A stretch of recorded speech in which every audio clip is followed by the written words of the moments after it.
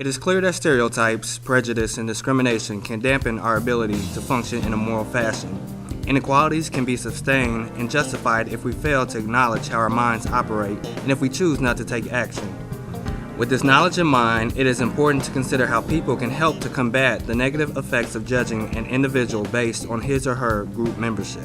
I've been at Kroger's for around 4 years now. Was it difficult to kind of get your foot in the door to begin with? Actually, it was extremely difficult. I had applied twice. Once, someone had said they lost my application, even though it was sent via electronically. Okay. So I had to basically bother them to get my job. And I mean, how does it feel when, there's a stereotype that employers tend to believe that black men are lazy, they do not want to work, and that they're not as smart as, their white counterparts? As a black male, it's very frustrating at times, not only for the fact that it's viewed like that in the workplace, but due to factors like institutionalized racism, it's brought from society into the workplace. So for me, looking into that, it's just like, the history in America, African Americans, did your work for over hundreds of years. Yeah. And now there's a stigma labeled to me, like I'm a lazy worker, when my people helped build this country. Because a lot of times what people would like to do is they want people who look like them, who think like them, who act like them.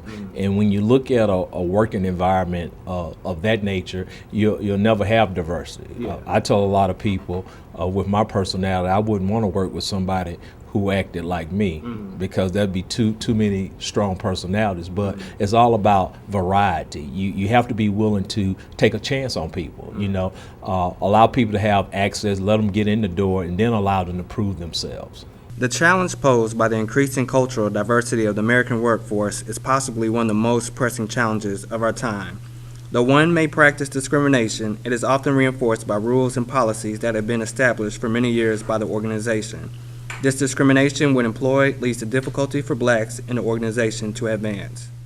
To find persons that will not do what they need to do as far as letting you know how they feel about you, and then they will do certain sudden undermining situation, certain issues that will come up where you could get a promotion or something and you're overlooked, definitely because of your color, your ethnicity, and or persons you might connect with.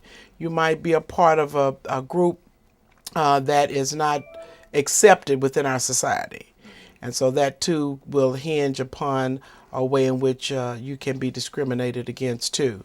The 1964 Civil Rights Act and other laws against discrimination outlawed some of the most overtly discriminatory employment practices, yet there has still been strong resistance to these laws and also to affirmative action. These discriminatory employment practices have become more subtle and difficult to detect and correct, while the American workforce continues to reflect unfair and unlawful discrimination. Speaking of that, when you said a lot of people may not take the opportunity because they want to work with people who look like them or act like them, we did some research and it said that blacks typically work in an environment that there is a large population of whites and not many blacks that look like them, and this can cause discrimination from their supervisor. Does that kind of hamper one's ability to grow within the organization if they're being supervised so close and not feeling like they're being included, not feeling like they're part of the team? In some cases, it would hinder a person from moving forward. I think that a lot of people have to realize is that you have to look at and value people for what they bring to the table. Everybody's not going to look alike. Everybody's not going to act alike. Everybody's not going to do the same things. And so I think when it comes to being a supervisor, you have to be able to look and treat everybody the same. The thing that I think some people don't understand is that I don't have to treat everybody exactly alike, but I have to treat everybody fair. And those are two different things. Because of those negative stereotypes that kind of been placed against black men here in America, especially, news images showing black men robbing or being in handcuffs, usually we don't see these positive images. Do you think it makes it a little bit easier for you being a female and having that foreign language background? I do think that it does make it a little bit easier for females, but I do also think that it is also a challenge for us too, because us being black females, we also do have a bar to set and to prove ourselves as well. Blacks typically work in an environment where there is a large population of whites and typically not many other blacks in their area. This can lead to direct discrimination as well as being supervised closer. You do feel that diversity is still something that we work towards not only in higher education, but just across in America as far as employment for our minorities? Definitely, definitely. We understand that this is a long process, and hopefully we will be able to. We're scratching at the surface. People have more open minds than they used to have, but still yet you have those that still have closed minds, and they're not really ready to broaden their horizons and or broaden their interest and or curiosity about another one's culture, another one's that looks different from them. They find that the white privilege always seems to come into play, and at that point, and also, and as I can say, the good old boy society. And at that point, if you're not a part of that, and you are somewhat depicted as someone who is very low, with low class, you will find that it is can be blatant to a degree with nonverbals. The effect of discrimination has been found in wages, as black men with professional degrees earn 79% of the salary of white men, while black women earn only 60%. This is according to the Employment Opportunity Commission. Black workers not only have lower salaries and fewer promotions, but they are also provided with less access to tools for advancement, such as training and less development activities, regular performance evaluations, and opportunities for integration into the organization. For promotion, has there been those opportunities? Actually, there really has not been. There, to be quite honest with you, there's been people that I've helped train who are now my supervisors. And will some of these be white men? Yes, all of them are. And I mean, how does that make you feel that, we still have there's still these stereotypes, these negativities placed on black men in organizations, but you've been there for 4 years, you've trained these people. I mean, how does that make you feel? I would like to say that you get used to it, but you honestly don't. And every time you see it, it's just that much of a reminder that, it's very unequal. There's no sense of equality. Factors like my intelligence, the fact that I train these people who were deemed worthy, for this position is what shocks me the most. So every time I see it, it's very discouraging, but it doesn't stop me whatsoever. Do you receive any type of discrimination from those whom you may have trained and who are now your supervisors, and then they look down on you as saying, now I have the power over you? Actually, a lot of the people that I helped train are very nice, open-minded individuals. They actually felt bad.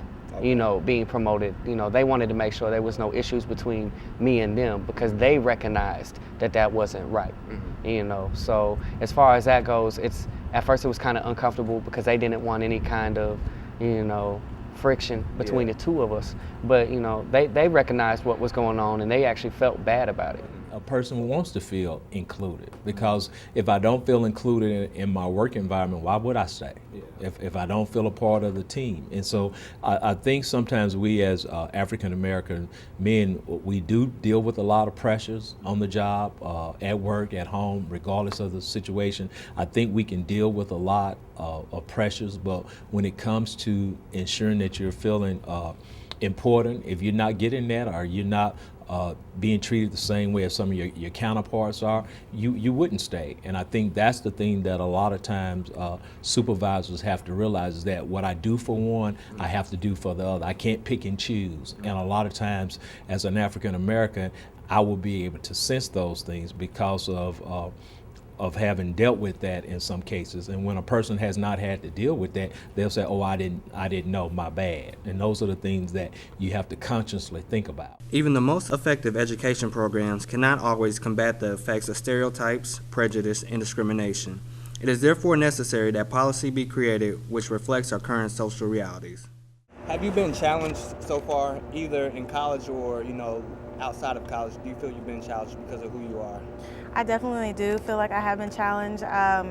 Like I said, black females also too have to work hard and set the standards high for other black females. And I think in class, especially in classes where I do have a black professor, they expect me to be either good or be something better than I probably would think that I would be. So I think it's a good thing that black professors try to push other black students who want to excel.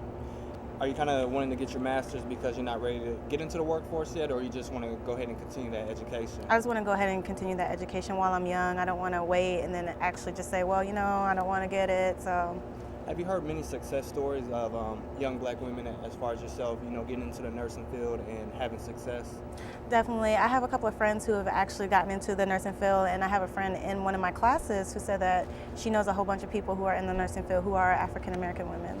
And do these women, do they work in larger cities or kind of a small rural area like we're here in Moorhead? Larger cities. In education, affirmative action has provided funding for college education for minorities, which has helped to increase the number of enrolled minority students. In addition, such programs can potentially promote future equality by providing opportunities for intergroup contact and by increasing the visibility of minorities in the workplace and in the classroom. Many will argue that discrimination no longer takes place, but it is still prevalent in our society today. Diversity can lead for growth and opportunity for all, but these differences among groups can also lead to stereotyping, prejudice, and discrimination. Hopefully, with continued research, we will find the key which will allow all of us to feel nurtured and valued in our society.